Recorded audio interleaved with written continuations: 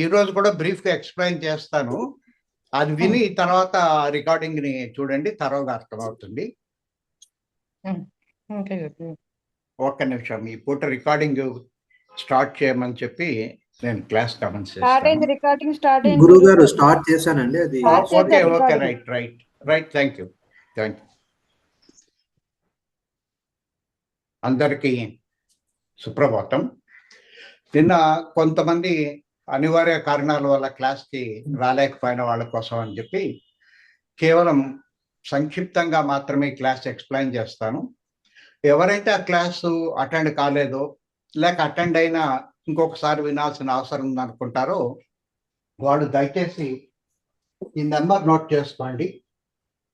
9866200862. ఇంకా WhatsApp group లోకి entry ఇవ్వలేదు మనకు, తర్వాత లింక్ ఇస్తారు, ఇస్తే వాట్సాప్ గ్రూప్ లోనే మీరు చూసుకోవచ్చు. ప్రస్తుతానికి ఇది పర్సనల్ వాట్సాప్ నెంబర్, ఇది ఫోన్కి చేయొద్దండి, కేవలం వాట్సాప్కి మాత్రమే ఈ నెంబర్ని నాకు ఒకసారి ఇట్లా పలానా క్లాస్ నేను అటెండ్ కాలేకపోయినాను, దయచేసి నిన్నటి వీడియో పెట్టండి అని చెప్పంటే వాళ్ళకి పర్సనల్గా నేను పంపిస్తాను దాని లింక్ని. గురుగారు మళ్ళీ ఒకసారి చెప్తారా నంబర్? 9866 ఉంది కదండి, అమ్మా వాట్సాప్ గ్రూప్ ఉంది కదా గురుగారు. వాట్సాప్ గ్రూప్ లోకి మీకు ఇంకా ఎంట్రీ ఇవ్వలేదు, ఎందుకంటే చాట్ ఒకటి ఉంది అనే ఉద్దేశం చేత ఎంట్రీ ఇవ్వలేదు. వాట్సాప్ ఉండదు సార్ ఇక నుంచి, అదే ఉండదు. కాకపోతే నాకు ఒక డిసడ్వాంటేజ్ ఏమిటంటే నాకు చాట్ గ్రూప్ ఓపెన్ కావడం లేదు. నాది యాపిల్ ఫోన్ కావడం వల్ల నాకు చాట్ గ్రూప్ ఓపెన్ కావడం లేదు. అందుకని మీకు వాట్సాప్ అవుతాను సార్, మాది యాపిల్ ఫోన్ అవుతుంది, మీరు ఒకసారి చెక్ చేయించుకోండి సార్. నేను చేశాను ఆల్రెడీ, అది క్లారిఫై కాలేదు. గురువు గారు మీ దగ్గర నుంచి ఒక మెసేజ్ చాట్ లో వచ్చిందండి, ఏమని? క్లాస్ స్టార్టెడ్ అని. అది నేను పెట్టే మెసేజ్ కదమ్మా, అది మెకానికల్ గా వస్తుంది. ఆ బటన్ ప్రెస్ చేయగానే అందరికి వచ్చేది, కామన్ గా వచ్చేటువంటిది. నా నుంచి వచ్చిన చాట్ కాదు అది. సంభవ్ నా చాట్ ఓపెన్ కావడం లేదు కాబట్టి మీకు ఈవినింగ్ లోపల వాట్సాప్ గ్రూప్, లేకపోతే రేపటి క్లాస్ లో మీకు చెప్తాను, వాట్సాప్ లింక్ మీకు ఇస్తాను, అది నోట్ చేసుకొని వాట్సాప్ లో జాయిన్ కండి. వాట్సాప్ లో జాయిన్ కావడం అవసరం, ఎందుకంటే భవిష్యత్తులో మళ్ళీ నేనేమన్నా అనౌన్స్మెంట్ చేయాల్సి వచ్చినా లేక కొత్త విషయాలు మీకు చెప్పాల్సి వచ్చినా వాట్సాప్ లో మీకు తెలుస్తుంది. కాబట్టి అవసరమైన వాళ్ళందరూ దయచేసి వాట్సాప్ లో చేరండి. ఆ వాట్సాప్ లో చేరడానికంటే ముందు నా నెంబర్ గుర్తుపెట్టుకోండి, 9866200862. దీనికి మెసేజ్ చేయండి, నేను ఈ క్లాస్ నిన్నటి క్లాసు మీకు ఫార్వర్డ్ చేస్తాను, సరేనా? ఇది ఐఫోన్ కొంతమందికి మాత్రమే వస్తుంది, ఐఫోన్ కొంతమందికి రావట్లేదు. అదే ఆ ప్రాబ్లం ఉంది కాబట్టి మీకు అందరికి వాట్సాప్ గ్రూప్ ఆ వాట్సాప్ గ్రూప్ లింక్ రేపు షేర్ చేస్తాను నేను, అంతవరకు ఓపిక పట్టండి. ఓకే. నమస్తే సార్, నా పేరు ప్రియాంక. నిన్న క్లాస్ నేను మిస్ అయ్యాను సార్, కొంచెం ఏం చెప్పారో చెప్పగలుగుతారా? అదే కొద్దిగా బ్రీఫ్ గా ఎక్స్ప్లెయిన్ చేస్తానమ్మా. రికార్డింగ్ నాకు తర్వాత రిక్వెస్ట్ పెట్టండి ఆ నెంబర్ కి, నేను రికార్డింగ్ మీకు ఫార్వర్డ్ చేస్తాను. ఇప్పుడు బ్రీఫ్ గా ఎక్స్ప్లెయిన్ చేస్తాను. గురువు గారు, రికార్డింగ్ అవుతున్నది ఎందులో వస్తుందండి? ఇప్పుడు మనం ఫోన్ లో మామూలుగా వీడియోస్ లో రికార్డింగ్ అవుతుందండి? ఆ వీడియోస్ లో కూడా రికార్డింగ్ అవుతుందమ్మా, అది వీడియోస్ లో వస్తుంది. అయితే మీకు లింక్ షేర్ చేసిన తర్వాత అది యూట్యూబ్ లో ఓపెన్ అయ్యి మీకు కనిపిస్తుంది. లింక్ షేర్ చేసిన తర్వాత యూట్యూబ్ లో ఓపెన్ అవుతుందండి? ఓకే, ఆ లింక్ షేర్ చేస్తాను నేను, అది తర్వాత మెల్లిగా చూడండి. మనకు టైం చాలా దయచేసి అక్కడికి మీరు ఆగండి, నేను మొదలు పెట్టేస్తాను, సరేనా? ఏదైనా ఒక విషయాన్ని మనం తెలుసుకోవాలని చెప్పి అనుకున్నప్పుడు ప్రపంచవ్యాప్తంగా ప్రత్యక్ష ప్రమాణాన్ని, పరోక్ష ప్రమాణాన్ని లేక అనుమాన ప్రమాణాన్ని మాత్రమే ఉపయోగిస్తారు. ప్రత్యక్ష ప్రమాణం అంటే మన పంచ జ్ఞానేంద్రియాల సహాయంతో విషయాన్ని తెలుసుకోవడం. అయితే ఒక్కొక్కసారి మన పంచ జ్ఞానేంద్రియాలతో మనం గ్రహిస్తున్న విషయం నిజం కాకపోవచ్చు, మనం అనుకున్నది కాకపోవచ్చు. ఉదాహరణకు భూమి గుండ్రంగా ఉంది, ఇప్పుడు మనం అందరం అంగీకరిస్తున్నాం. కాకపోతే నా సందేహం ఏమిటంటే భూమి గుండ్రంగా ఉండినట్లయితే ఇప్పుడు నేను భూమిని నిలబడున్నాను, నిటారుగా నిలబడున్నాను. కరెక్ట్గా మన భూమికి కింద ఉండే అమెరికాలో వాళ్ళు కూడా నిటారుగానే నిలబడి ఉంటారు. కానీ నేనేమనుకుంటానంటే నేను నిటారుగా ఉన్నాను, వాళ్ళు తలకిందలుగా ఉన్నారని నేను అనుకుంటాను. వాళ్ళు మేము నిటారుగా ఉన్నాం, ఆయన ఆయన తలకిందులుగా ఉన్నాడని చెప్పి వాళ్ళు అనుకుంటారు. అంటే ఒక్కొక్కసారి మన ప్రత్యక్ష జ్ఞానము లేక పంచేంద్రియ జ్ఞానం ఏదో చెప్తున్నప్పటికీ అది వాస్తవం కాకపోవచ్చు. అటువంటి సందర్భాల్లో రెండవదైనటువంటి అనుమాన ప్రమాణాన్ని ఉపయోగిస్తాం. అనుమానం అంటే సందేహం అని ఇక్కడ అర్థం కాదు. గతంలో మనకి పంచేంద్రియ జ్ఞానంతో ప్రత్యక్ష ప్రమాణంతో తెలుసుకున్న దాన్ని ఇప్పుడు ఊహించి చెప్పడాన్ని అనుమాన ప్రమాణం లేక అనుసరించి చెప్పేదాన్ని అనుమాన ప్రమాణం అని చెప్పి మనం పిలుస్తాం. కొండవతల కనుక పొగ వస్తున్నట్లయితే గతంలో ఉండే మన అనుభవం వల్ల అక్కడ అడవి తగలబడిపోతుందని చెప్పి అనుకోవచ్చు. అయితే అది కూడా నిజం కాకపోవచ్చు. చెరుకు రైతులు వాళ్ళు మిగిలిన తుక్కునంతా కూడా తగలబెడతా ఉండొచ్చు. అయితే ప్రపంచంలో ఈ రెండు ప్రమాణాలతో పాటు మూడో ప్రమాణాన్ని ఉపయోగించే ఏకైక ధర్మం మన సనాతన ధర్మం. అది వేదాన్ని కూడా ప్రమాణంగా స్వీకరిస్తుంది. ఎందుకు వేదాన్ని ప్రమాణంగా స్వీకరిస్తుందంటే వేదాలు అపౌరుషేయ, మానవయత్నంతో తయారు చేసినవి కాదు, స్వయంగా పరమాత్మ ఋషుల ద్వారా మనకి ఇచ్చినట్టు కాబట్టి వాటిని ప్రమాణంగా మనం స్వీకరిస్తాం.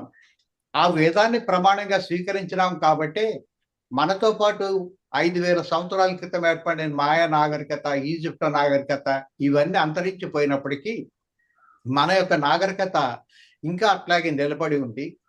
అంతేకాకుండా అనేక ఇతర దేశస్తులు మన దేశం మీద దండయాత్ర చేసి అనేక సంవత్సరాల పాటు మన దేశాన్ని పరిపాలన చేసినప్పటికీ కూడా ఇంకా హిందూ మతం నిలబడి ఉంది.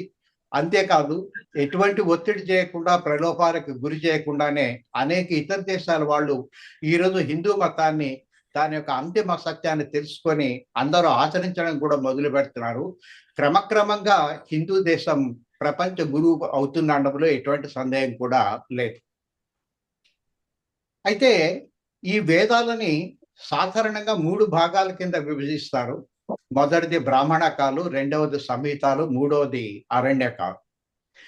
బ్రాహ్మణకాలు అంటే చాతుర్వర్ణ ధర్మాల వాళ్ళు చతుర్విధ పురుషార్థాలు సాధించడం కోసం ఏ ఆశ్రమంలో, గృహస్థాశ్రమంలో ఎటువంటి ధర్మాలను వాళ్ళు నిర్వహించాలి, ఎటువంటి యజ్ఞయాగాదులను చేసుకోవాలి బ్రాహ్మణుల సాయంతో అని చెప్పేది కాబట్టి వాటిని బ్రాహ్మణకాలు అంటారు.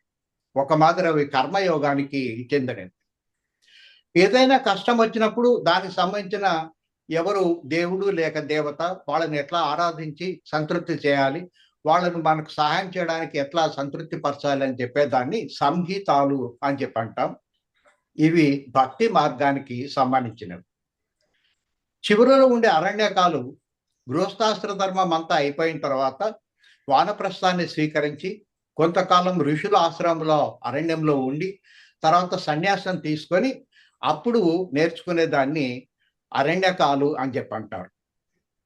అరణ్యకాల్లో ప్రధానంగా జ్ఞాన మార్గాన్ని ఉపదేశిస్తారు. అది ఉపనిషత్తుల రూపంలో ఉంటుంది. ఉపనిషత్తులకే మరొక పేరు వేదాంతం. వేదాల యొక్క చివర ఉంటాయి కాబట్టి, లేక వేదాల యొక్క అంతిమ లక్ష్యమైనటువంటి మోక్షాన్ని సులభంగా ఎట్లా సంపాదించవచ్చు అన్న సంగతిని అవి నిర్దేశిస్తాయి కాబట్టి వాటికి వేదాంతము అని చెప్పి పేరు. ఈ వేదాల యొక్క సారం అంతా కూడా ఉపనిషత్తుల్లో ఉంది. కానీ శ్రీకృష్ణుడు ఏం చేసినాడంటే రాబోయేటువంటి కలియుగంలోన సన్యాసం తీసుకోవడం అందరికీ సాధ్యం కాదు. పైగా నిరంతరం జీవన పోరాటం చేస్తూ ఉంటారు మానవులు.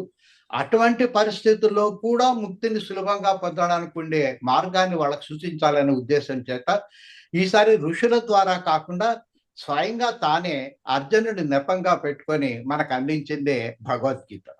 కాబట్టి ఉపనిషత్తుల యొక్క సారమే భగవద్గీత, కొత్త గ్రంథమేమీ కాదు.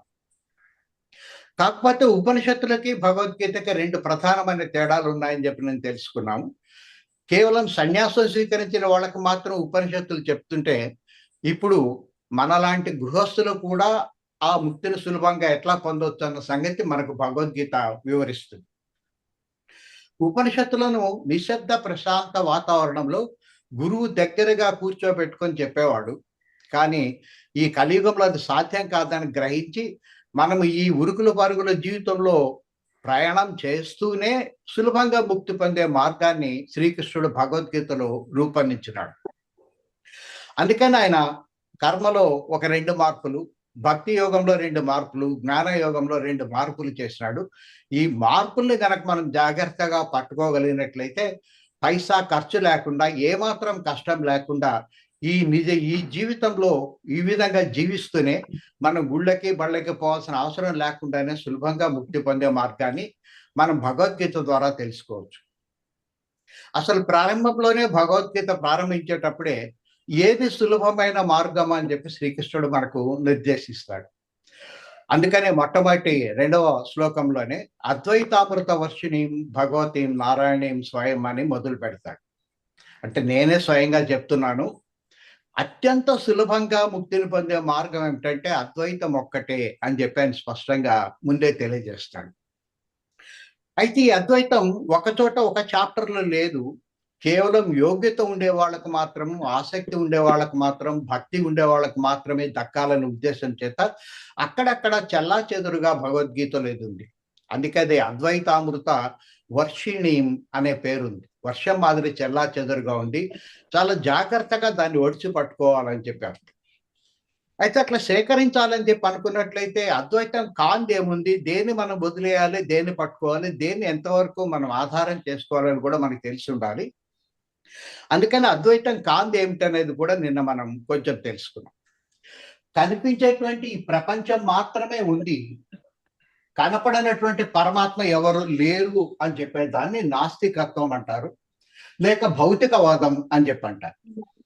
అంతేకాదు శంకరాచార్యుడు ఎవరైతే వేదాన్ని ప్రమాణంగా స్వీకరించారో వాళ్ళందరూ కూడా నాస్తికులే అని చెప్పి ఒక తీర్మానం చేసినాడు. ఈ నాస్తికులను ఆస్తికులుగా మార్చడం కోసం అని చెప్పి ఒక మొదటి మెట్టు ద్వైత సిద్ధాంతం. ఇది వేదాల్లో ఉన్నదే, దీన్ని మధ్వాచార్యులు బాగా ప్రచారంలోకి తీసుకొని వచ్చినారు. ఆయన ఏమన్నాడంటే ఈ కనిపించే ప్రపంచంతో పాటు కనపడని పరమాత్మ కూడా ఒకటి ఉందని చెప్పి అంగీకరించండి. గాలి కనపడకపోయినంత మాత్రాన అది లేదని చెప్పి అనలేం కదా, అది లేకపోతే మనం జీవించలేం కూడా. కాబట్టి ఇది ఎప్పుడు మనకు సహాయం చేసేదే కానీ మనకి ఇబ్బంది పెట్టేది ఏమీ కాదు. కాబట్టి దాన్ని కూడా అంగీకరిద్దామని చెప్పి ఒక రకంగా ఒక మెట్టును పైకి ఎక్కించినాడు. కనిపించేది ఒకటి, కనపడేందుకు కూడా మరొకటి ఉంది అని చెప్పి రెండింటిని అంగీకరిస్తాం. కాబట్టి దీని పేరు ద్వైతం. ద్వి అంటే 2 అని చెప్పారు. ఈ ద్వైతాన్ని మరొక మెట్టు పైకి తీసుకున్న వాడు రామానుజాచార్యులు. ఆయన ప్రచారం చేసేటప్పుడు ఆయన ఏమన్నాడంటే ఈ కనిపించేటువంటి ప్రపంచము స్వతంత్రంగా ఏమీ లేదు, ఈ కనపడని పరమాత్మ యొక్క ఆధీనంలోనే ఉంది. అది ఆయన ఆధీనంలో ఉండబట్టే సక్రమంగా జరుగుతుంది. మనం ఇప్పుడు ఉండేదానికంటే మన భూమి ఒక 10 కిలోమీటర్లు ముందుకు నడిచినట్లయితే మనమంతా మలమల మాడిపోతాం. లేక ఒక 10 కిలోమీటర్లు వెనకకు జరిగినట్లయితే గడ్డ కట్టుకొని పోతాం. కాబట్టి దాన్ని సక్రమంగా ఉంచి మనల్ని పోషించేవాడు ఆ శ్రీ మహావిష్ణువు స్థితికర్త. కాబట్టి ఆయన మీద ఆధారపడితే తప్పేం లేదు, ఆయన స్వాధీనంలోనే ఉంది. మిగిలిన జంతువులకు ఉండేటువంటి వాసన జ్ఞానంతో పాటు మనకు యుక్తాయుక్త విచక్షణ అనే దాన్ని కూడా మానవుడికి ఇచ్చినాడు. దాన్ని ఉపయోగించుకొని సక్రమంగా ఉన్నంత కాలం మన జోలికి ఆయన రాడు. కానీ ఎప్పుడైనా మనము గాడి తప్పి, సృష్టి అంతా గాడి తప్పి ధర్మం తగ్గిపోయినట్లయితే పరిత్రాణాయ సాధునం అని చెప్పి ఆయన దిగి వస్తాడు, మొత్తాన్ని మరీ సరి చేసిపోతాడు అని చెప్పింది విశిష్టాద్వైతం. ఈ విశిష్టాద్వైతం తోటి ఒక పెద్ద సమస్య ఏమిటంటే అంతా అర్థమైపోయినట్లుగానే ఉంటుంది, ఇంకా తెలుసుకోవాల్సిన ఏమీ లేదు అని చెప్పి మనకు అనిపిస్తుంది. దాంతో మనమందరం కూడా ఇక్కడ వరకు వచ్చి ఆగిపోతున్నాం. దీని తర్వాత చివరి మెట్టు ఒకటి ఉంది అద్వైతం, దాని దగ్గరికి మనం రావడం లేదు. దానికోసమే మనం ఇప్పుడు చేసేటువంటి ప్రయత్నం అంతా కూడా మిగిలిన వాళ్ళు చెప్పినట్టుగా ఈ ద్వైతము విశిష్టాద్వైత దృష్టితో కాకుండా అద్వైత దృష్టితోటి భగవద్గీతను అర్థం చేసుకోవాలి. ఎందుకంటే ఇది మాత్రమే అమృతం, ఇది దేవతలు తాగే అమృతం కాదు. మనకు పునర్జన్మ లేకుండా చేయగలిగింది, ఈ జన్మలోనే సులభంగా ముక్తినిచ్చేది ఒక అద్వైతం మాత్రమే. కాబట్టి ఇది మనం మర్చిపోయినాం, పక్కన పెట్టేసినాం. దీని గురించి మనం తెలుసుకోవడం కోసం ప్రయత్నం చేస్తున్నాం. అద్వైతము అంటే రెండు లేవు అని చెప్పేది. ద్వైతం అంటే రెండు లేవు అని చెప్పేదాన్ని అద్వైతం అంటాం. అద్వైతం ఏం చెప్తుందంటే, మీరు ప్రపంచం అని ఒకటి ఉంది అనుకుంటున్నారు, కనపడని పరమాత్మ ఒకటి ఉంది అనుకుంటున్నారు. నిజానికి ఈ రెండు లేవు, ఉన్నది ఒక పరమాత్మ మాత్రమే. ఆ పరమాత్మే తనలోని శక్తి సహాయంతో కేవలం ఒక పాదం లేక 1/4 వంతు శక్తి సహాయంతో వస్తువులను తయారు చేసి 14 భువనాలను సృష్టిస్తాడు. కాబట్టి కొత్తగా వచ్చింది ఏం లేదు. పరమాత్మే ప్రపంచంగా మారి కనిపిస్తున్నాడు తప్ప పరమాత్మ అనేది ఒకటి, ప్రపంచం అనేది ఒకటి విడివిడిగా మాత్రం లేవు. తనకు ఉండేటువంటి 1/4 వంతులోనే 14 లోకాలు కూడా సృష్టి చేయబడతాయి. అదంతా కూడా ఆయనే మూల పదార్థం అని చెప్పి వివరించేదాన్ని అద్వైతం అంటాం.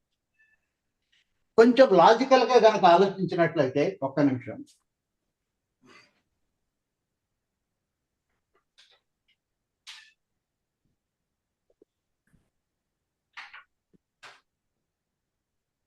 ప్రతి మతం కూడా చిట్ట చివరిలో ఒక మహాప్రళయం అనేది ఒకటి వస్తుంది. మొత్తం సృష్టి అంతా కూడా పరమాత్మలో లీనమైపోతుంది. తిరిగి పరమాత్మ నుంచే బీజ రూపంలో ఉన్నది పరమాత్మలోంచే మళ్ళీ విస్తరిస్తుందని చెప్తుంది. కాబట్టి ఏ వస్తువు వచ్చినా, ఏ కొండ వచ్చినా, ఏ చెట్టు వచ్చినా కూడా తిరిగి పరమాత్మ నుంచి రావాల్సిందే తప్ప వేరొక మూలం అంటూ ఎక్కడా లేదు. కాబట్టి ఉండేది ఒక పరమాత్మ ఒక్కటే అని చెప్పేదాన్ని అద్వైతం అంటాం. దీన్ని చెప్పడం కోసమే శంకరాచార్యుడు వాడిన మాట బ్రహ్మ సత్యం జగత్ మిథ్య అనే మాటను ఉపయోగించినాడు.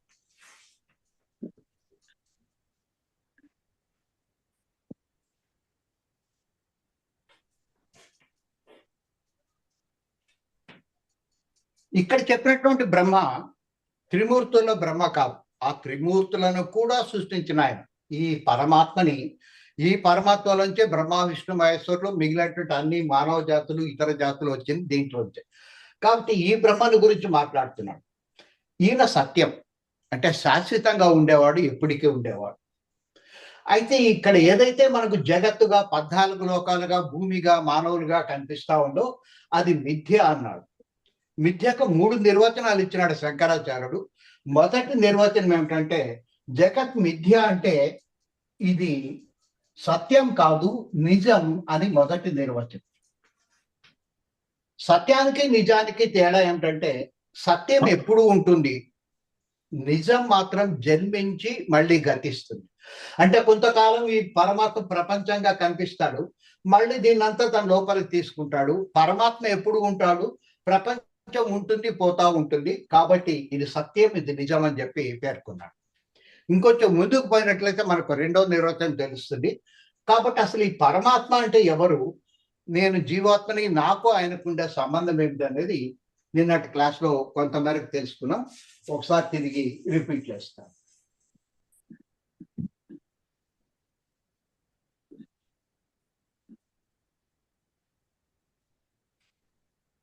మనం దేనైతే పరమాత్మ అని పిలుస్తామో అది స్త్రీ కాదు, పురుషుడు కాదు. అమ్మా, అవసరం లేని వాళ్ళు మైక్రోఫోన్ మ్యూట్ లో పెట్టుకోండి, క్లాస్ డిస్టర్బ్ చేయొద్దండి. అవసరమైనప్పుడు మైక్రోఫోన్ ఆన్ చేసుకొని మాట్లాడండి. మనం దేనైతే పరమాత్మ అని అంటామో, ప్రాతస్మరణీయులు చాగంటి కోటేశ్వరరావు గారు ప్రసారం చెప్తుంటారు, ఇది స్త్రీ కాదు, పురుషుడు కాదు, నపుంసకుడు కాదు, వస్తువు కూడా కాదు. ఎందుకు దీన్ని స్త్రీ కాదు పురుషుడు కాదు అని చెప్పి అంటున్నామంటే, ఈ పరమాత్మలో 2 అంశాలు ఉన్నాయి. ఒకటి చైతన్యము లేక జ్ఞానము, మరొకటి జడము లేక శక్తి. జ్ఞానము కంటే కనిపించదు, శక్తి కంటే కనిపించదు. కాబట్టి దీన్ని స్త్రీ అని కానీ పురుషుడు అని కానీ మనం చెప్పడానికి వీల్లేదు. కాబట్టి ఈ పరమాత్మని మనం పిలుచుకునేది స్త్రీ కాదు, పురుషుడు కాదు. ఆయన ఒక రూపాన్ని తీసుకున్నట్లయితే అప్పుడు స్త్రీ పురుష భేదం వస్తుంది. లక్ష్మీనారాయణులు అయినట్లయితే లక్ష్మీ స్త్రీ అనే, నారాయణుడు పురుషుడు అని చెప్పే భేదం అప్పుడు వస్తుంది. కానీ మొట్టమొదట మాత్రం సృష్టికి ముందు ఇది కేవలం స్త్రీ కాదు, పురుషుడు కాదు అని గుర్తుపెట్టుకోవాలి. ఈ పరమాత్మ అనేది ఒక సముద్రం లాంటిది. ప్రతి సముద్రానికి చివరిలో అలలు ఉంటాయి, అన్ని వైపులో కూడా అలలు ఉంటాయి. పరమాత్మ సముద్రం అయితే మనము ఈ అలలు లేక జీవాత్మలము అని చెప్పారు. అయితే మనకు తెలియదు, సముద్రం వేరు నేను వేరు అనుకుంటున్నాం. సముద్రం ఎక్కడో ఉంది, నేను ఎక్కడో ఉన్నామని చెప్పి అనుకుంటున్నాం. ఎందుకంటే విశిష్టాద్వైతం దగ్గరకు వచ్చి ఆగిపోవడం వల్ల ఈ పొరపాటు జరుగుతుంది. దీని ఫలితంగా మనం వేరు, పరమాత్మ వేరు, నేను వేరు, పక్కాయన వేరు అని అనుకుంటాం. ప్రతి అల కూడా అట్లాగే అనుకుంటుంది. కాబట్టి అటువంటి పరిస్థితిలో పరమాత్మ ఏమని చెప్తాడంటే, మీకు పైన ఉండేటువంటి ఈ రూపాన్ని, నామాన్ని కాసేపు పక్కన పెట్టి లోపలికి తొంగి చూసుకొని నీ యొక్క నిజ రూపం ఏమిటి, నీ సెల్ఫ్ రిలేషన్ కనుక చేసుకున్నట్లయితే, నీ నిజమైనటువంటి నీవు ఎవరు అనే సంగతి కనుక నువ్వు తెలుసుకున్నట్లయితే నీకు సంగతి తెలుస్తుంది. నీలో ఉన్నది నీరే, నాలో ఉన్నది కూడా నీరే. నాలో నీరు కాకుండా అదనంగా శక్తి ఉంది. ఆ శక్తి ఉండబట్టే కాసేపు నువ్వు పైకి లేవగలుగుతున్నావు, కాసేపు పైన ఉండగలుగుతున్నావు, తిరిగి కిందకు వస్తున్నావు. కాబట్టి నీకు నాకు తేడా లేదు, ఇద్దరం ఒకటే అని చెప్పి చెప్తాడు. అందుకని రెండు లేవు ఇక్కడ, జీవాత్మ పరమాత్మ అనేటివి లేవు, ఉన్నది ఒక పరమాత్మ మాత్రమే అని చెప్పి అర్థం. కాకపోతే మనం ఎందుకు మరి పరమాత్మ అన్న సంగతి మనకు తెలియడం లేదు, లేక అనుభవంలోకి రావడం లేదు అన్నది ఈ రోజు క్లాస్లో కొంచెం ముందుకు పోయినాక తెలుసుకున్నాం. ఇంకొక చిన్న సంగతి తెలుసుకున్నాం నిన్న. ఈ చైతన్యము కంటికి కనపడదు, శక్తి కూడా కంటికి కనపడదు. ఇది శాశ్వతమే, ఇది కూడా శాశ్వతమే. కాబట్టి ఇది సత్యమే, ఇది కూడా సత్యమే. కాకపోతే ఇది సత్యం మాత్రమే కాకుండా ఇది నిత్యం, అంటే మార్పు లేనిది అని చెప్పారు. కానీ శక్తి సత్యం మాత్రమే కానీ నిత్యం కాదు ఇది. దీనిలో అనేక మార్పులు దీంట్లో ఏర్పడతాయి.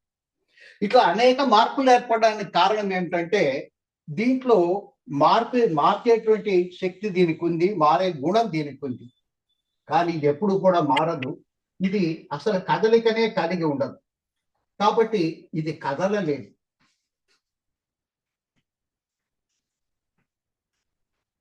ఇది జ్ఞానం లేదు కాబట్టి ఇది చూడలేదు. ఈ రెండు కలిసినప్పుడు మాత్రమే సృష్టి అనేది జరుగుతుంది. అయితే ఎప్పుడైతే శక్తి చైతన్యాన్ని విడగొట్టి వాటి లక్షణాలను మనం పరిశీలన చేసేటప్పుడు పొరపాటున ఇదొక భాగం అనేటువంటి పొరపాటును మాత్రం చేసుకోవద్దండి. ఈ రెండు కూడా ఎప్పుడు కలిసే ఉంటాయి. ఒక జ్యోతిని గనక వెలిగించినట్లయితే వెంటనే వెలుతురు వస్తుంది, వేడి వస్తుంది. కానీ ఈ వెలుతురు వేడి ఎప్పుడు విడివిడిగా ఉండలేవు, విడదీయడానికి కూడా మనకు సాధ్యం కాదు. దాన్నే మనము సాంబ శివ అంటాం. అంటే అంబతో కూడినటువంటి శివుడు అనే పేరుతోటి దీన్ని వ్యవహరిస్తాం. కాబట్టి ఈ రెండు ఎప్పుడు కలిసే ఉంటాయి, కలిసే పనిచేస్తాయి, కలిసే సృష్టి చేస్తాయి. ఇది కదలలేదు కానీ ఈ శక్తి సహాయంతో కదిలిస్తుంది. ఈ చైతన్యం ట్యాక్సీ డ్రైవర్ లాంటిది. ట్యాక్సీ డ్రైవర్ కదలడు, కానీ ట్యాక్సీని దీని సహాయంతో కదిలిస్తూ ఉంటాడు.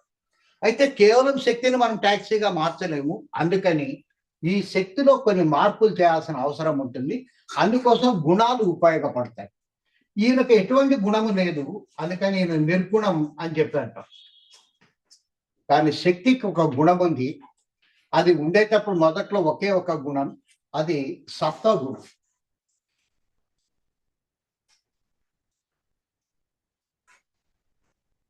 సృష్టి చేయనప్పుడు ఈ సముద్రం గడ్డగట్టి ఉంటుంది. అంటే అలలు లేవు, కదలికలు లేవు, జీవాత్మలు లేవు, ఉన్నది ఒకే ఒక పరమాత్మ మాత్రమే. ఈ పరమాత్మకి చైతన్యం ఉంది, తెలివితేటలు ఉన్నాయి. తెలివితేటలు ఉండేదానికే కోరిక కలిగే అవకాశం ఉంది.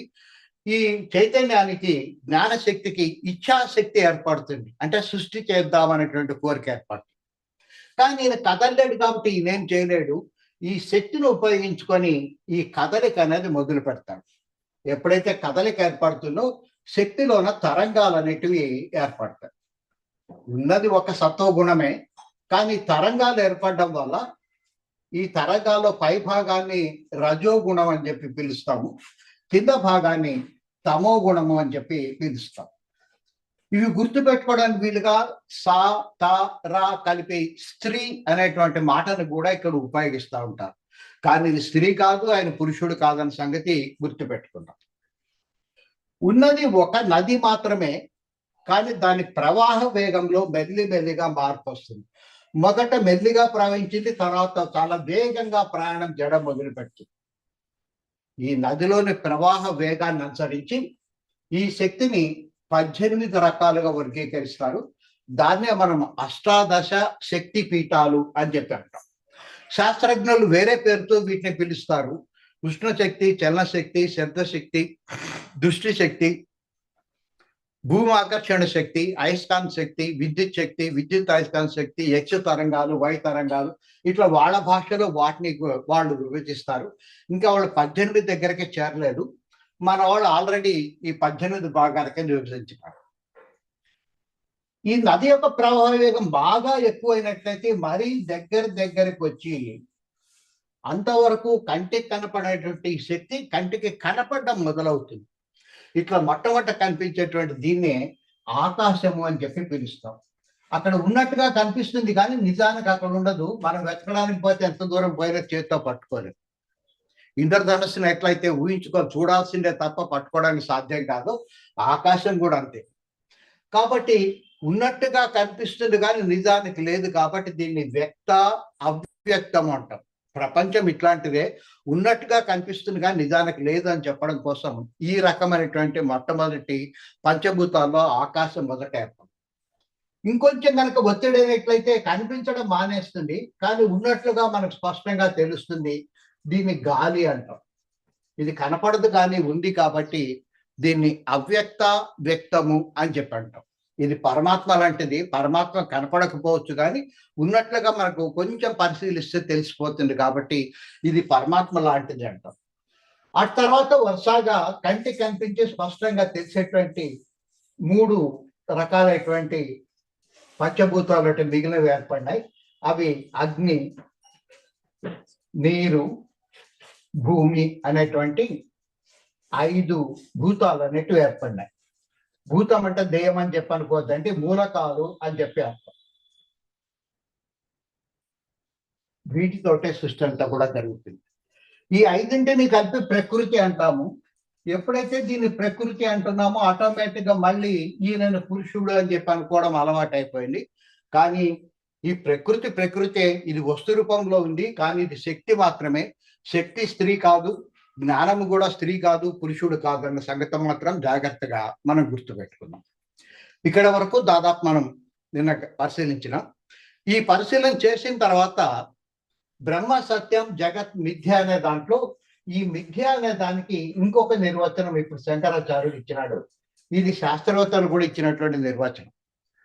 శాస్త్రవేత్తలు ఏం చెప్తున్నారంటే, ఐన్స్టీన్ ఏం చెప్పారంటే E = mc² అని చెప్పి వివరించినాడు. ఈ అంటే ఎనర్జీ లేక శక్తి, దట్ ఈజ్ ఈక్వల్ టు అంటే దానికి సమానం. ఎం అంటే మాస్ లేక పదార్థం.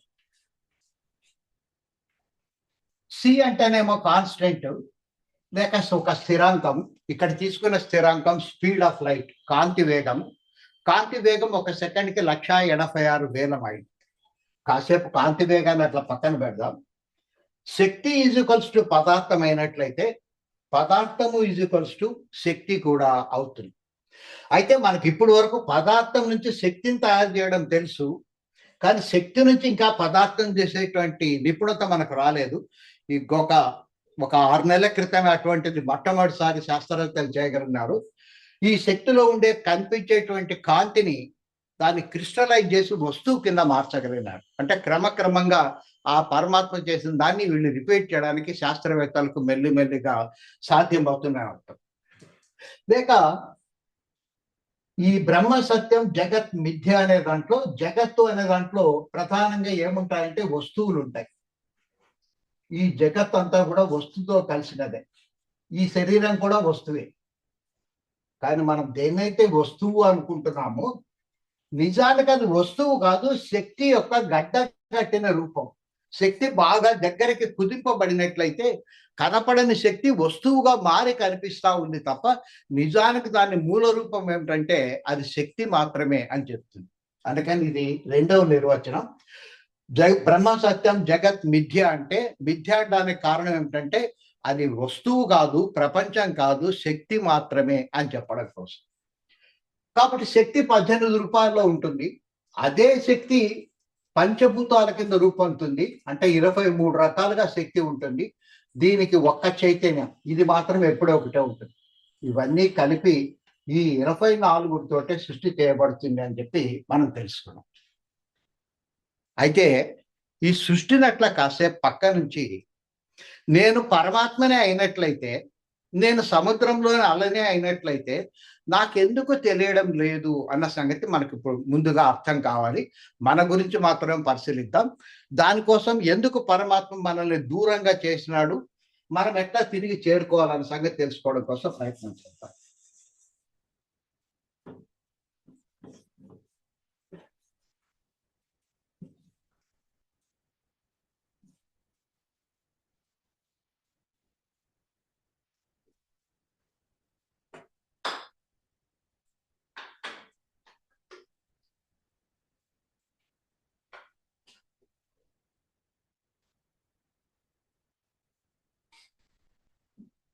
పరమాత్మలో 2 అంశాలు ఉన్నాయి. ఒకటి చైతన్యము, మరొకటి శక్తి. ఈ చైతన్యం అనేది ఎప్పుడూ కదలలేదు, అది స్థాణువు లేక అచలం. ఎందుకంటే అది అనంతంగా వ్యాపించింది, అంతటా వ్యాపించింది. ఇంకా వ్యాపించడం దానికి ఖాళీ స్థలం అంటూ లేదు కాబట్టి ఇంక అది కదలలేదు. కాసేపు ఈ బోర్డుని, గ్రీన్ బోర్డుని, ఇది చైతన్యము అని అనుకుందాం. శక్తిని కాసేపు పక్కన పెడదాం. ఇది చైతన్యం అనుకుందాం. అంటే దీంట్లో ఉండేటువంటి ప్రతి అణువు కూడా పరమాత్మే, ప్రతి అణువు కూడా జ్ఞానంతో నిండినది. కాబట్టి దీన్ని ఆత్మ అనుకుందాం. అసలు ఆత్మ అనే పదానికి అర్థం ఏమిటంటే నేను అని చెప్పారు. ఇది నిరంతరం ఎప్పుడు నేను నేను నేను అనుకుంటా ఉంటుంది. ఆ పేరే దానికి పెట్టేసాం. అదేమిటంటే నేను నేను లేక ఆత్మ ఆత్మ అని చెప్పాడు. ఈ పరమాత్మకు ఒకసారి ఏదైనా ఆడుకుందామని చెప్పి అనిపించింది. కానీ ఆడుకోవడానికి తోడెవరున్నారు? ఎవరు లేదు, ఉన్నది ఆయన ఒక్కడే. అటువంటి పరిస్థితుల్లో ఆయన ఏం చేస్తాడంటే ఆడుకోవడానికి వీలుగా ఈ మొత్తం ప్రతి అణువులో ఆయనే, కానీ దీంట్లో ఒక అణువుని ప్రత్యేకంగా ఎంపిక చేసుకొని దీన్ని తన ప్రత్యర్థి కింద భావించి ఆట మొదలుపెట్టాడు. ఇది కూడా ఆత్మే, ఆత్మలో ఒక భాగమే. ఇది కూడా ఒక ప్రత్యర్థిగా భావించి ఆట మొదలు పెట్టినాడు. ఒక ఊరిలో 2 రిటైర్డ్ ఎంప్లాయీస్ ఉన్నారు. వాళ్ళకి సాయంత్రం పొద్దుపోవడానికి పాపం నడిచే ఉపయోగ వాకింగ్ పోవడానికి కాళ్ళు సహకరించడం లేదు. ఇద్దరు పక్క పక్క ఇళ్ళే కూర్చొని చదరంగాన్ని ఆడుకుంటా ఉంటారు. ఒకరోజు చదరంగం మంచి రసపట్టులో ఉండంగా పక్కింటి ఆయనకి ఫోన్ వచ్చింది. అర్జెంటుగా ఎవరికో బాగలేదు, హాస్పిటల్కి రావాలి, టౌన్లో అడ్మిట్ చేస్తున్నారంటే ఆయన గబగబ పరిగెత్తిపోయాడు.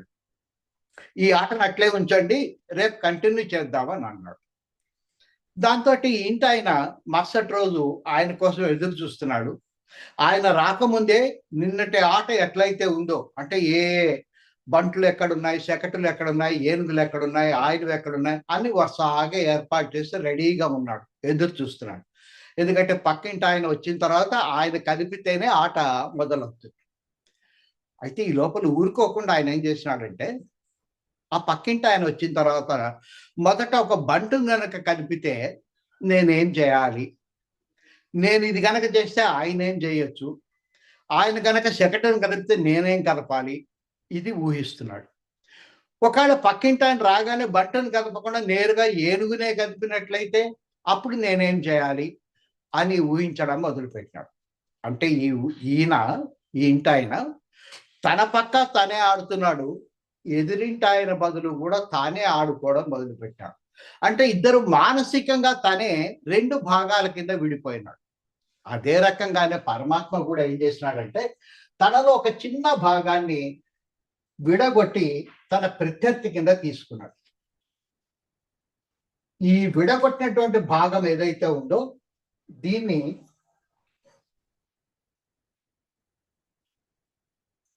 కారణ శరీరం అని చెప్పండి.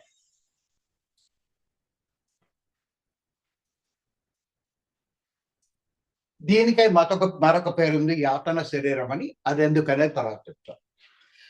దేని ద్వారా అయితే మానసికంగా ఈ పరమాత్మ 2 భాగాల కింద విడగొట్టినాడో దాన్ని, ఈ పైన ఉండేటువంటి పొరని కారణ శరీరం అని చెప్పంట. ఇది మానసికమైన విభజన మాత్రమే, భౌతికమైన విభజన మాత్రం కాదు. ఎప్పుడైతే ఈ లోపల ఉండేటువంటి పరమాత్మలోని అంశం విడగొట్టబడిందో అదేమనుకుంటుందంటే నేను వేరు ఈయన వేరు అని చెప్పి అనుకోవడం మొదలు పెడుతుంది. ఎందుకంటే అట్లా అనుకుంటేనే ఆట జరుగుతుంది. కాబట్టి పరమాత్మకు తెలుసు ఇక్కడ ఉన్నది నేనే, ఇక్కడ ఉండే ఎదురింటి ఆయన కూడా నేనే అని చెప్పి ఆయనకు తెలుసు. కానీ ఎదురింటి ఆయన మాత్రం ఏం చేస్తాడంటే తను ప్రత్యర్థిగా ఉండి ఆయన ఆడితే నేను ఎట్లా ఆడాలని చెప్పి ఈయన ఊహిస్తాడు. కాబట్టి నేను వేరు ఆయన వేరు అనుకుంటాడు. దాంతో ఈ లోపల ఉండే ఆత్మ నేను ప్రత్యేకమైన దాన్ని నేను వేరు అనుకుంటుంది. అందుకని ఇది ప్రత్యేగాత్మ లేక ప్రత్యేకమైన ఆత్మ అని చెప్పి దీన్ని పిలుస్తాం. అంతేకాదు ఇది ఆయన వేరు ఈయన పరాయి ఆయన అని చెప్పి అనుకుంటుంది. కాబట్టి దీని పేరు పరమాత్మ అయిపోయింది. ఉండేది ఒక ఆత్మ అయినప్పటికీ మానసికంగా 2 ఆత్మల కింద అది విడిపోయింది. ఇప్పుడు వీళ్ళ మధ్య ఆట కొనసాగుతుంది. అయితే ఆట కొనసాగే లోపల ఏమవుతుంది అంటే, ఎప్పుడైతే పరమాత్మలోని ఒక చిన్న అంశం విడిపడి అది ఆటకు సిద్ధమవుతుందో, పరమాత్మలో కేవలం ఆత్మ మాత్రమే కాకుండా, జ్ఞానం మాత్రమే కాకుండా శక్తి కూడా ఉందని చెప్పి తెలుసుకున్నాం. ఆ శక్తి వస్తువుల కింద మారుతుంది, ప్రపంచం కింద మారిపోయింది. కాబట్టి ఆ శక్తి వల్ల ప్రపంచంలోని చెట్లు, చేమలు, కొండలు, గుట్టలు, నదులు అన్నీ ఏర్పడి, దీంట్లో మామిడి చెట్లు కనిపించినాయి నీకు, నాకు అవి కావాలి, మామిడి పండ్లు కావాలి అని చెప్పి అనుకున్నాను. ఈయన అనుకోడు, ఎందుకంటే తనలోనే మాయ మాత్రమే ఆయన తెలుసు కాబట్టి ఆయన అనుకోడు. కానీ ఈయన నేను వేరు అనుకుంటున్నాడు కాబట్టి, ఇది వేరు అది వేరు అనుకుంటున్నాడు కాబట్టి నాకు ఇది కావాలి అది కావాలి అని చెప్పి మనసు పడ్డం మొదలుపెట్టినాడు. కాబట్టి ప్రపంచంలోని వస్తువులు కావాలని చెప్పి మనసు ప్రారంభమవుతుంది. అయితే మనసు చూసి ఇది బాగుంది అది బాగలేదు, బాగుంటుంది అని చెప్పగలుగుతుంది కానీ తెచ్చుకునే శక్తి దానికి లేదు. అందుకోసం దీనికి ప్రాణం అనేది తోడని తెచ్చిపెట్టడానికి వీలుగా అవసరమైన శక్తిని ఇచ్చేది ప్రాణం. ఈ రెండింటినీ కలిపి సూక్ష్మ శరీరం అని చెప్పి పిలుస్తాం. ఇక్కడ సూక్ష్మ శరీరం అంటే చిన్నది అని అర్థం కాదు, కనపడనిది అని చెప్పి అర్థం. కాబట్టి మనకి ఇప్పుడు మనసు ఉంది, కోరికలు కలుగుతున్నాయి, ఆలోచనలు వస్తున్నాయి, ఇది మనసుకు సంబంధించి. ఆ కోరిక కలిగినప్పుడు క్లాస్కి వచ్చి కూర్చుంటున్నాము, ఆన్ చేసుకుంటున్నాం, ఇదంతా ప్రాణానికి సంబంధించి. ఈ 2 కంటికి కనపడనివి కాబట్టి వీటిని సూక్ష్మ శరీరం అని చెప్పండి. అయితే మనసు ప్రాణం అనేటివి తమ సొంతంగా ఎప్పుడు పని చేయలేవు, అవి పెద్ద ఆఫీసర్. ఈ మనస్సుదేమో ఒక వాస్తు శిల్పి లేక ఆర్కిటెక్ట్, ఎట్లా చేయాలి, ఏం చేయాలి, బిల్డింగ్ని ఎట్లా నిర్మించాలని ఒక డయాగ్రామ్ మాత్రమే గీసిస్తుంది. ఈ ప్రాణం కూడా తను సొంతంగా పనిచేయదు, తన కింద ఉండే వాళ్ళతోటి ఇది ఒక ఇంజనీరు, చీఫ్ ఇంజనీరు, మిగిలిన వాళ్ళతో పనిచేస్తుంది. ఈ మనసు తనకు అవసరమైన సమాచారాన్ని సేకరించుకోవడం కోసం తను పంచ జ్ఞానేంద్రియాలను ఉపయోగిస్తుంది. 2 కళ్ళు, 2 చెవులు, నాసిక, నోరు, చర్మం. ఈ పంచ జ్ఞానేంద్రియాల సహాయంతో ఇది అవసరమైన సమాచారాన్ని అంతా కూడా సేకరిస్తుంది. అట్లా ఈ ప్రాణం కూడా తను సొంతంగా పనిచేయదు, తన కింద ఒక 5 మంది పని వాళ్ళని ఏర్పాటు చేసుకుని, ఇవి పంచ కర్మేంద్రియాలు. ఇప్పుడు ఈ పంచ కర్మేంద్రియాలను కూడా మనం లెక్కలోకి తీసుకున్నట్లయితే అప్పుడు ఈ బయట కనిపించేటువంటి స్థూల శరీరం మనకు కనిపిస్తుంది. దీన్ని స్థూల శరీరం అని చెప్పి పిలుస్తారు. అంటే నిజానికి మనలో మొత్తం కలిపి 4 అంశాలు ఉన్నాయి. బయట కనిపించే స్థూల శరీరము, దాని వెనక ఉండి లోపల నడిపించేటువంటి సూక్ష్మ శరీరం. ఈ సూక్ష్మ శరీరానికి కారణమైంది, ఈ 2 శరీరాలు రావడానికి కారణమైంది ఏమిటంటే నేను వేరు పరమాత్మను వేరు అనేటువంటి అహంకారం, లేక నేను చాలా గొప్పదాన్ని అనుకునే అహంకారం. కాబట్టి కారణశరానికే మరొక పేరు అహంకారం. ఇది అహం కాదు, అహంకారం. అహం అంటే నేను, కాబట్టి ఇది అహం. ఇక్కడ ఉండేటువంటి పొర మాత్రం అహంకారం. ఈ లోపల ఉండేది అహం. అంటే ఇది కూడా నేను నేను అనుకుంటుంది. ఇప్పుడు కూడా అందుకే మనమందరం కూడా నిరంతరం నేను నేను అని మనకు తెలియకుండానే ప్రతి అంశాన్ని నా గురించి మాత్రమే, నా దృష్టి నుంచి మాత్రమే, నాకు పనికి వస్తుంది లేదని చెప్పి ఎప్పుడు గమనిస్తూ ఉంటాం. కాబట్టి ఆ పరమాత్మాంశం మనలో ఉండడం వల్లనే మనం కూడా ఎప్పుడు లోపల నేను నేను నేను అని అనుకుంటూనే ఉంటాం. ఈ 3 శరీరాలకు కూడా 3 రకాలైనటువంటి లోపాలు ఉన్నాయి. ఈ స్థూల శరీరానికి ముసలితనం రావడం, వృద్ధాప్యము, దాంతో పాటు జరా మరణాలు, వృద్ధాప్యము మరణం దీనికి లభిస్తాయి. ఈ సూక్ష్మ శరీరానికి క్షుత్పిపాసలు, దాహము ఆకలి దీనికి ఏర్పడతాయి. ఈ కారణ శరీరానికి సుఖ దుఃఖాలు, మనం నిజానికి ఏదైనా సుఖము దుఃఖం అనేది మన మనసుకు వస్తుంది అనుకుంటాం, కానీ వచ్చేది ఎవరికంటే ఈ కారణ శరీరానికి మాత్రమే. ఈ కారణ శరీరానికే మరొక పేరు ఏమిటంటే యాతన శరీరం. ఎందుకంటే మనము చనిపోయినప్పుడు, నిజానికి చనిపోయినప్పుడు అనే మాటను వాడకూడదు. ఎందుకంటే మనకు మరణం లేదు. ఎందుకంటే మనం ఈ పరమాత్మలోని అంశం, దీనికి ఎప్పుడు మరణం లేదు. మరి మరణం దేనికి సంభవిస్తుందంటే కేవలం ఈ స్థూల శరీరానికి మాత్రమే సంభవిస్తుంది. మనం మరణించినాము అన్నప్పుడు సూక్ష్మ శరీరము ఉంటుంది లోపల, ఈ కారణ శరీరము ఉంటుంది, దాంతో పాటు లోపల పరమాత్మ యొక్క అంశం కూడా ఉంటుంది. ఈ 3 అంశాలు ఉంటాయి. ఒక్క అంశాన్ని మాత్రమే మనం వదిలేస్తాం. మరణించిన తర్వాత మన సూక్ష్మ శరీరంలో ఉండేటి మనస్సు, మనం ఈ జీవించుండగా చేసిన పాప పుణ్యాలను బట్టి ఎక్కడికి పోవాలని చెప్తుంది. ఇది చెప్పగలదే కానీ కదలలేదు. ఈ ప్రాణము ఇది చెప్పిన దాని ప్రకారం స్వర్గానికి నరకానికి తీసుకొని పోతుంది. అక్కడ నిజానికి ఆ స్వర్గ సౌఖ్యాలను కానీ నరక యాతనను కానీ అనుభవించేది ఎవరంటే ఈ కారణ శరీరం. దానికి అందుకే దీనికి మరొక పేరు యాతన శరీరం. ఇది మనం ఎందుకు పరమాత్మ నుంచి విడిపోయినామంటే దీనికోసం విడిపోయినాం. ఒక రకమైన భ్రమలో మనం ఉన్నాం. ఇది సముద్రము, ఇది అల. కానీ ప్రస్తుతానికి ఈ అల ఏమనుకుంటుందంటే నేను వేరు, నా పక్క నుండి అలలు వేరు, నేను వేరు, ఈ సముద్రం కూడా వేరు అనేటువంటి భ్రమలో మునిగిపోయి ఉంది.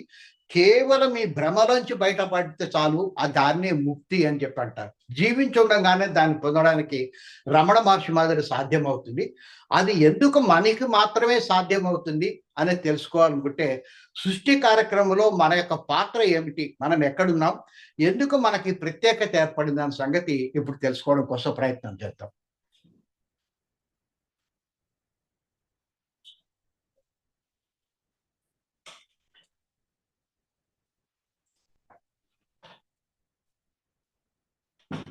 సృష్టికి ముందు కేవలం పరమాత్మ మాత్రమే ఉంటుంది, లేక చైతన్యం మాత్రమే ఉంటుంది.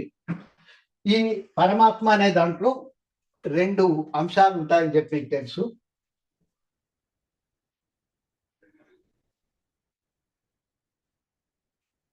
ఒకటి చైతన్యము, మరొకటి శక్తి. ఈ పరమాత్మ శక్తి, చైతన్యము శక్తి 2 కూడా నిరాకారమే. వాటికి ఆకారం అంటే ఏమి లేదు. ఈ 2 కూడా కంటికి కనపడవు కాబట్టి అవ్యక్తం. ఈ 2 కూడా అనంతంగా వ్యాపించుంటాయి కాబట్టి ఇవి అనంతం. కానీ నిశ్చలంగా ఉండేది ఎవరంటే చైతన్యం మాత్రమే. శక్తిలో తర్వాత మళ్ళీ కదలిక వస్తుంది. ప్రస్తుతానికి కదలిక లేకపోవచ్చు, కానీ తర్వాత ఇది సముద్ర తరంగాలను ఏర్పాటు చేస్తుంది. సముద్రం గడ్డగట్టినప్పుడు ఇది కూడా కదలు. ఇది నిర్గుణం చైతన్యం మాత్రమే. ఇది సగుణం. దీంట్లో 3 రకాలైనటువంటి గుణాలు, సత్వ తమో రజో గుణాలు అని చెప్పి మనకు తెలుసు. సృష్టి ప్రారంభం అయిన తర్వాత ఈ శక్తి 18 రకాలుగా వ్యక్తం అవుతుంది. దాంతోపాటు పంచభూతాల కింద వ్యక్తం అవుతుంది. పంచభూతాల్లో మొదట ఏర్పడింది ఆకాశం, కానీ అది వెంటనే కనపడదు, ఎందుకంటే చీకటి ఉంది కాబట్టి. తర్వాత గాలి ఏర్పడుతుంది, అది అసలు ఎప్పుడు కంటికి కనపడదు. తర్వాత ఏర్పడింది 3వది అగ్ని. మొట్టమొదట కనిపించేది అగ్నిలింగం. ఈ అగ్నిలింగంకి ఈ లక్షణాలన్నీ ఉండడంతో పాటు వీటికి వ్యతిరేకమైన గుణాలు కూడా ఉంటాయి. ఇది సాకారము, నిరాకారం. ఇది ఒక ఆకారాన్ని కలిగి ఉంది, కానీ కన్ను, ముక్కు, చెవి, తల అట్లాంటివి లేవు కాబట్టి నిరాకారం. ఇది వ్యక్తము, అవ్యక్తం కూడా. ఎందుకు వ్యక్తం అంటే ఇది కనిపిస్తుంది, కానీ ఇది కనిపించడానికి కారణం ఏంటంటే చుట్టూ ఉండేటువంటి కనపడినటువంటి శక్తి. కాబట్టి ఇది అవ్యక్తము, ఇది వ్యక్తం. ఇది పరిమితము, అనంతం. శక్తి ఏమో అనంతము, కానీ ఈ అగ్నిలింగం మాత్రము పరిమితం. ఇది నిశ్చలం, చలనం కూడా. ఇక్కడ చలనం ఉంది కానీ మన కంటికి కనిపించదు. ఇది నిశ్చలంగా జ్యోతి వెలుగుతూ ఉంటుంది. ఇది సగుణం, దాంతో పాటు నిర్గుణం కూడా. కాబట్టి ఇక్కడ ఉండేటువంటిదేమో సగుణము, దాంతో పాటు ఇది ఒకే ఒక గుణాన్ని మాత్రమే కలిగి ఉంటుంది. కాబట్టి ఇది నిర్గుణం అని చెప్పంటాం. ఇవి జాగ్రత్తగా గుర్తుపెట్టుకోండి. దీన్ని అగ్నిలింగం అని చెప్పంటాం. అయితే ఈ అగ్నిలింగము అరుణాచలంలో ఏర్పడినటువంటి అగ్నిలింగం మాత్రం కాదు, మొట్టమొదటి ఏర్పడినటువంటి లింగం. దీని యొక్క పైన ఏముందని తెలుసుకోవడం కోసం బ్రహ్మ కింద ఏముంది, ఎక్కడ వరకు ఉంది అని చెప్పి తెలుసుకోవడం కోసం విష్ణువు ప్రయత్నించి విష్ణువు చేత కాదని అంగీకరిస్తాడు. బ్రహ్మ మాత్రం అబద్ధాలు చెప్పి తన యొక్క తలను ఒక దాన్ని పోగొట్టుకుంటాడు. అది మొట్టమొదటి ఏర్పడినటువంటి అగ్నిలింగం. లింగము అనే మాటకు అనేక అర్థాలు ఉన్నాయి, కానీ మనం ప్రధానంగా ఒక అర్థంతో ఉపయోగిస్తాం. లింగము అంటే సూచిక అనే అర్థంతో మనం ఇక్కడ ఉపయోగిస్తాం.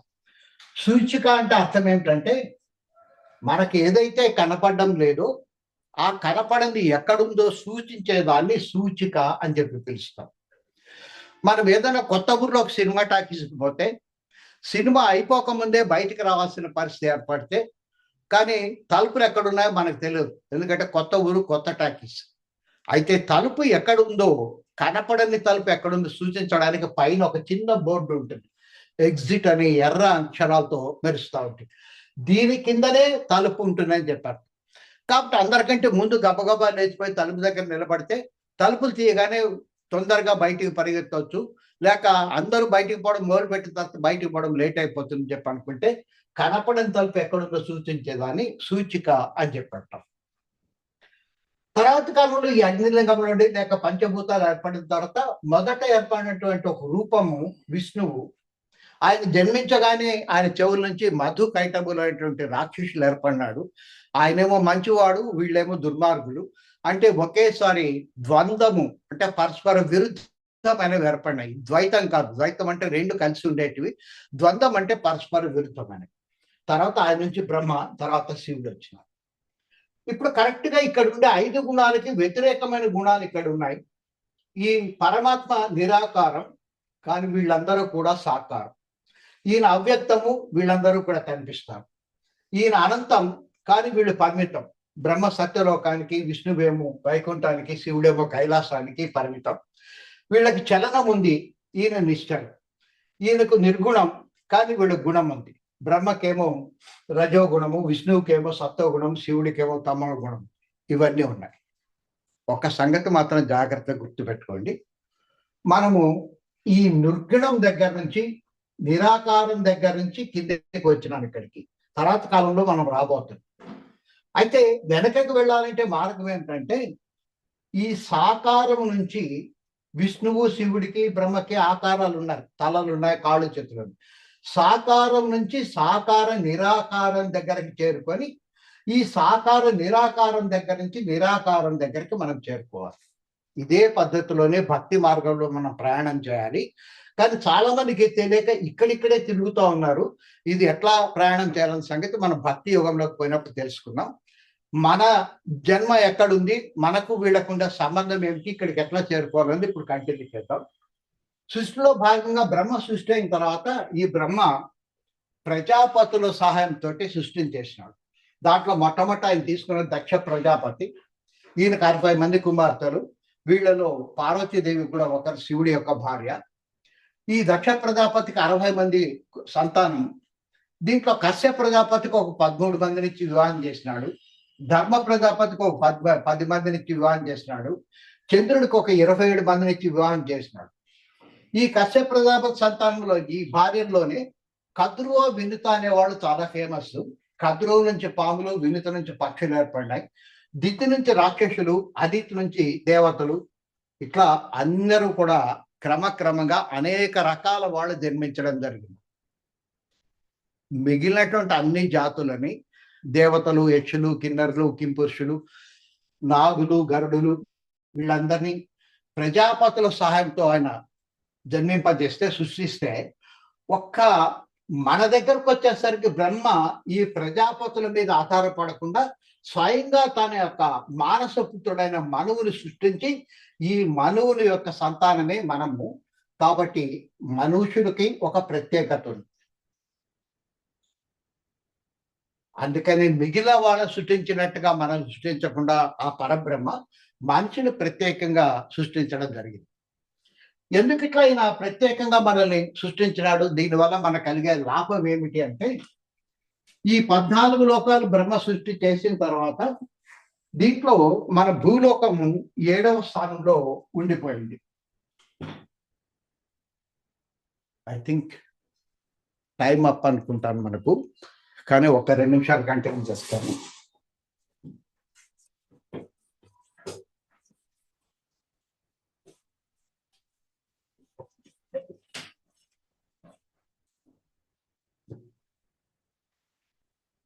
ఒకటి నుంచి 14 దాకా బ్రహ్మ 14 లోకాలను సృష్టి చేసినాడు. దాంట్లో 7వది భూమి. దీన్ని మనం ప్రస్తుతం భూమి మీద ఉన్నాం కాబట్టి ఇహలోకం అనుకుంటాం, మిగిలిన లోకాలన్నీ కూడా పరలోకం అనుకుంటాం. ఇది కాల ప్రవాహానికి ఒకవైపు ఉండేటువంటి పరిస్థితి. కాలానికి అవతల ముక్తి లేక మోక్షం అనేది ఉంది. అవతలకి మనం చేరుకోవాలి. ఈ ప్రవాహం నీదడానికి ఎవరికీ సాధ్యం కాదు. అందుకని బ్రహ్మ ఏం చేసినాడంటే, ఈ మధ్య బిందువు దగ్గర నుంచి ఒక బ్రిడ్జిని అవతలకి నిర్మించినాడు. ఒకటి 14 జిల్లాలు కనుక మనం అనుకున్నట్లయితే, ఈ రాష్ట్రానికి ఒక రాజధాని కావాల్సి వస్తే రాజధాని ఎక్కడ నిర్మిస్తామంటే ఈ మధ్యలో నిర్మిస్తాం. కాబట్టి ఇక్కడ నుంచి మాత్రమే బ్రిడ్జ్ ఉంది. అందుకని ఎవరైనా సరే అవతల ఉండే ముక్తిని చేరుకోవాలనుకున్నట్లయితే వాళ్ళు దేవతలైనా మానవులుగా జన్మించాల్సిందే, లేక రాక్షసులైనా సరే మానవులుగా జన్మించి ఇక్కడి నుంచి అవతలకి ప్రయాణం చేయాలి. ఈ సంగతి చెప్పడం కోసమే భగవద్గీతను ప్రారంభం చేసేటప్పుడే పార్థాయ ప్రతిబోధితాం అని మొదలు పెడతాడు. అర్జునుడికి 10 నామాలు, కానీ మిగిలినవి ఏం వాడలేదు. పార్థ అనేటువంటి నామాన్ని మాత్రం ఉపయోగించినాడు. పార్థ అంటే పృథ్వీపుత్రుడు. అందుకని మిగిలిన ఏ జాతులకి శ్రీకృష్ణుడు లేక పరమాత్మ లేక భగవంతుడు చెప్పలేదు. ఒక్క భూలోకంలో ఉండే వాళ్ళకి మాత్రమే ఇది పనికొస్తుంది. కాబట్టి భూలోకంలో ఉండేవాళ్ళు మాత్రమే ముక్తిని పొందడానికి సాధ్యమవుతుంది. కాబట్టి పార్థాయ ప్రతిబోధితామన్నాడు. ఆయన ఏం చెప్పినాడు, మనం దాన్ని ఎట్లా వాడుకోవాలన్న సంగతి రేపటి క్లాస్లో తెలుసుకుందాం. ఇప్పటికే టైం అయిపోయింది. మీకు ఏమైనా డౌట్స్ ఉండినట్లయితే మళ్ళీ రిపీట్ చేస్తున్నాను. దయచేసి మీకు క్వరీస్ ఏమైనా ఉండినా 9866200862 ఈ నెంబర్కి నాకు వాట్సాప్లో మెసేజ్ పెట్టండి. మీకున్న డౌట్ నేను ఏమన్నా ఉంటే తర్వాత మీకు తీరుస్తాను. అట్లాగే నేను క్లాస్ కావాల్సిన వాళ్ళు కూడా పెట్టినది నేను ఆ రికార్డుని మీకు ఫార్వర్డ్ చేస్తాను. ఈ పూటకి సెలవు. శుభం భూయాత్. జై శ్రీకృష్ణ జై శ్రీ నమస్తే సార్. నమస్తే. జై శ్రీకృష్ణ. నమస్తే. జై Shri Krishna. Okay okay. Thank you sir. Thank you.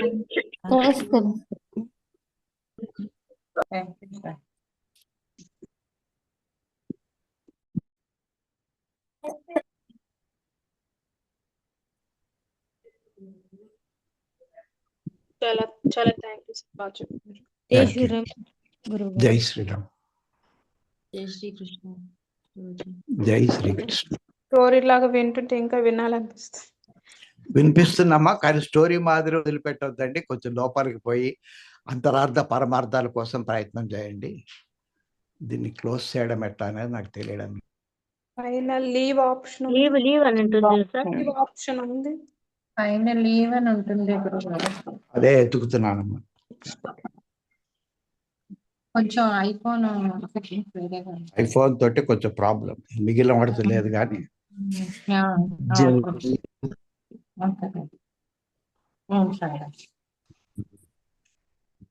WhatsApp group ఉందా సార్?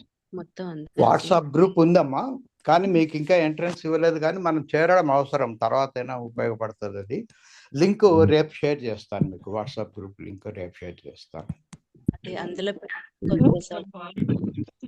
అందులోకి వస్తే మీకు అవసరం అన్నవన్నీ పెట్టడానికి వీలవుతుంది.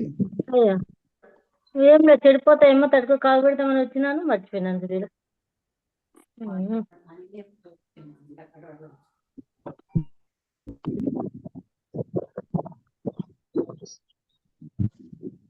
మీరు మ్యాథ్స్ ప్రొఫెసర్ ఎగ్జాక్ట్ గా లెక్కలతో సహా చెప్తున్నారు. కాదమ్మా